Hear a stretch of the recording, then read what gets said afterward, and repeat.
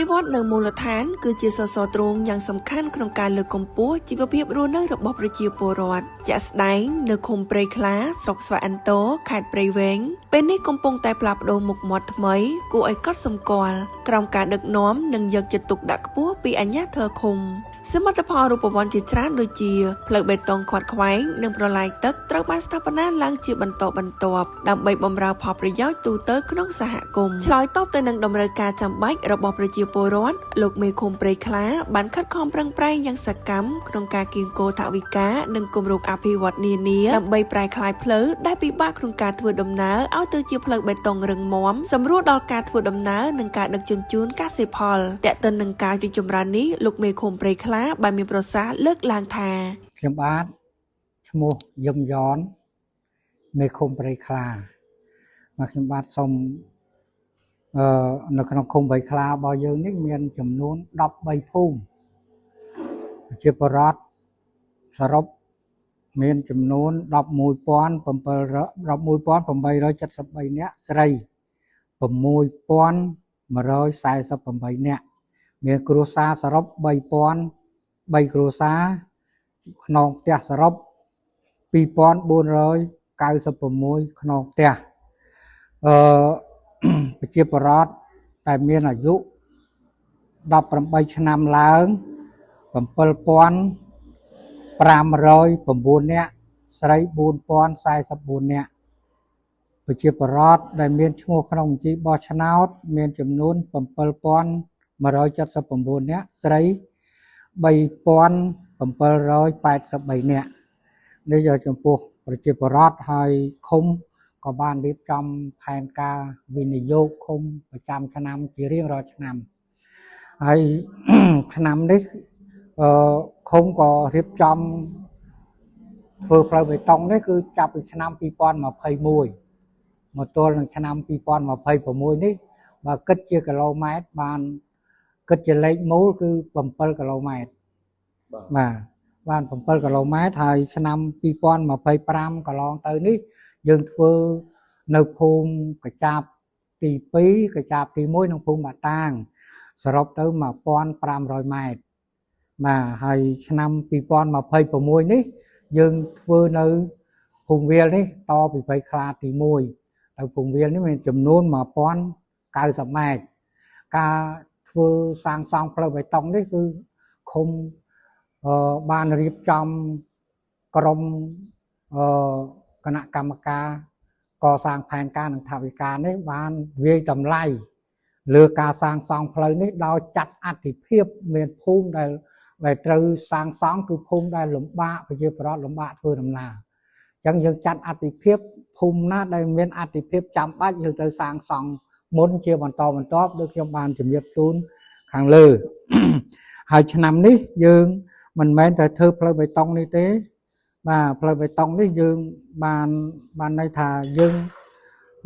គ្រប់ផ្លូវទាំងអស់គឺធ្វើបាននៅកម្រាស់1 តឹកកន្លះបាទទៅតឹង5 ម៉ែត្របាទហើយជាច្រើនក្រុមហ៊ុនហើយគឺបានន័យថាយើងទៅ5ឆ្នាំហើយតែក្រុមហ៊ុនហើយក្រុមហ៊ុនឆ្នាំនេះគឺបានទៅ2ឆ្នាំហើយគឺទៅក្រុមហ៊ុនលីឡុងបាទក្រុមហ៊ុនលីឡុងបាទធ្វើឆ្នាំទៅនឹងឆ្នាំនេះហើយមួយទៀតដោយគណៈកម្មការកសាងផែនការយល់ឃើញថាការប្រើប្រាស់ទឹករបស់ប្រជាពលរដ្ឋយើងនៅជួបការលំបាកពេលដែលបូមសង្គ្រោះរដូវប្រាំងនេះគណៈកម្មការរបស់យើងខ្ញុំបានលើកផែនការទៅស្ដារបន្លាយហ្នឹងបានមួយខ្សែបាននៅភូមិសង្វានបន្លាយមួយខ្សែនេះមានជម្រៅ1 ម៉ែត្រកន្លះបានប្រវែង1,900 ម៉ែត្របាទសាងសង់ដោយក្រុមហ៊ុនវ៉ាតវ៉ាន់បាទហើយនឹងធ្វើលូស្ទាក់ទឹកនោះមួយកន្លែងបាទលូស្ទាក់ទឹកមួយកន្លែងយើងដើម្បីកាលណាមានទឹកយើងបូរមកក៏វាហូរចេះតែហូរទៅអញ្ចឹងយើងធ្វើលូស្ទាក់ទឹកមួយកន្លែងនៅចុងបន្លាយខាងនេះវឌ្ឍនភាពឃុំរបស់ខ្ញុំបាទឆ្នាំបន្ទាប់ឆ្នាំ2027នេះឃុំបានគិតទុក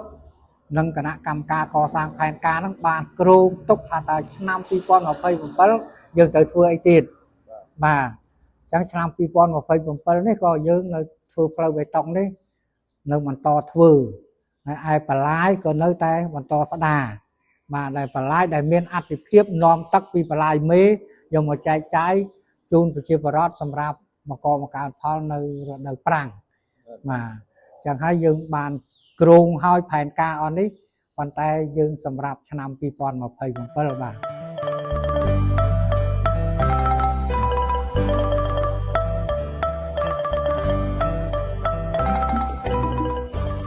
សម្រាប់ខ្ញុំគឺមានអារម្មណ៍រំភើបសប្បាយផ្លូវស្រួលជិះបាននិយាយទៅផ្លូវស្រួលសុខចិត្តទៅធ្វើការគឺវាកាត់បន្ថយការតានតឹងធុញថប់ផ្លូវអាលាក់ហើយមានទឹកដក់ពេលខ្លះជិះមកទៀតប្រឡាក់ខោអាវទៀតរំភើបផ្លូវស្អាតជិះមកវាជាអាសម្រស់មួយទៀតផ្លូវក៏ស្អាតមាននៅក៏ស្អាតមានអារម្មណ៍ធ្វើការចានាងខ្ញុំឈ្មោះអៀងសាហេននៅឃុំព្រៃខ្លាស្រុកស្វែងតោខេត្តព្រៃវែងចានាងខ្ញុំឃើញខ្នល់គេទំធ្វើអញ្ចឹងខ្ញុំមានអារម្មណ៍សប្បាយចិត្តចាសប្បាយខ្លាំងមែនទែនពីមុនមកនិយាយរួមដើរដូចថាទៅវត្តទៅអីចឹងប្រឡាក់សពុតប្រឡាក់អីចឹងតែពេលនេះឥឡូវមានអារម្មណ៍ថារីករាយក្នុងចិត្តបានកូនចៅដូចថាធ្វើដំណើរអីចឹងវារលូនចាស្រួលបួលអញ្ចឹងមានអារម្មណ៍ថាកក់ក្ដៅថាអាចពួកខ្ញុំនៅកន្លែងនេះក៏ជួយថែទាំមកបានដូចថាបានល្អជាខ្នល់អញ្ចឹងខ្ញុំបានចាក់ដីបានថែមបន្តិចម្ដងដែរបានលោកមកធ្វើខ្នល់ឲ្យស្វ័យចិត្តរីករាយណាស់កាលពីដើមផ្លូវផុកផ្លូវរបាំមិនបានដើរស្រួលទេពិបាកណាស់ឥឡូវបានអស់លោកមកជួយធ្វើផ្លូវជួយអីហ្នឹងខ្ញុំស្វ័យរីករាយណាស់បានផ្លូវដើរល្អអញ្ចឹងមានស្វ័យរីករាយថាមានអ្វីមកព្រៀបបានអញ្ចឹងពេញចិត្តហើយប៉ុណ្ណឹងពីដើមពិបាកឥឡូវបានល្អហើយអើយផ្លូវពិបាកចៅអើយចៅឥឡូវស្រួលផ្លូវហ្នឹងគឺពិបាកវារៀងកលុកច្រើនណាស់ចាឥឡូវគឺវាស្រួលជិះ